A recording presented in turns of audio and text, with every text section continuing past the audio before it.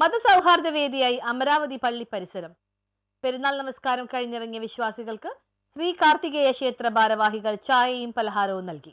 അമരാവതി മുസ്ലിം പള്ളി പരിസരം മതസൗഹാർദ്ദത്തിന്റെ വേദിയായി മാറി. ചെറിയ പെരുന്നാൾ നമസ്കാരം കഴിഞ്ഞിറങ്ങിയ വിശ്വാസികൾക്ക് ചായയും മധുരപലഹാരവും നൽകിയാണ് ശ്രീ കാർത്തികേയ ക്ഷേത്രത്തിലെ ഭാരവാഹികൾ സ്വീകരിച്ചത്.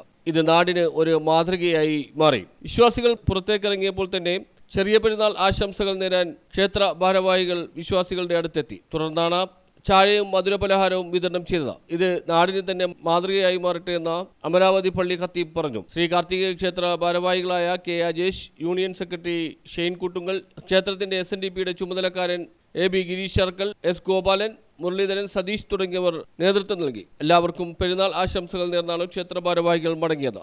ഇത് കണ്ണിന് കുളിർമയേകുന്ന ഒരു കാഴ്ചയായി മാറി. നമ്മുടെ സഹോദരങ്ങൾ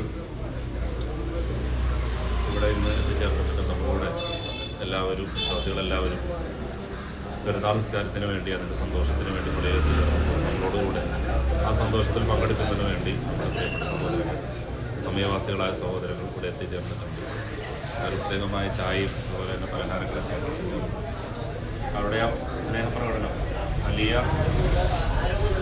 വില വഹിച്ചുകൊണ്ട് തന്നെ അതിന് മനസ്സിൽ വലിയ സ്ഥാനം കൊടുത്തുകൊണ്ട് തന്നെ ഞങ്ങളത് സ്വീകരിക്കുകയാണ്.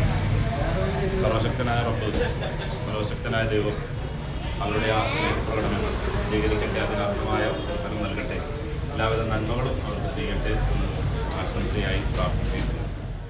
മതസൗഹാർദ്ദത്തിൻ്റെ നാടാണ്. അതുപോലെ തന്നെയാണ് നമ്മുടെ കൊച്ചിയിൽ ഉത്സവം വന്നാലും അതുപോലെ തന്നെ റമദാൻ വന്നാലും മറ്റ് ക്രിസ്ത്യൻ ക്രിസ്മസ് വന്നാലും എല്ലാ ജനങ്ങളും വളരെ സഹോദരത്തോടു കൂടി ആ ഉത്സവങ്ങൾ ആഘോഷിക്കാറുണ്ട്.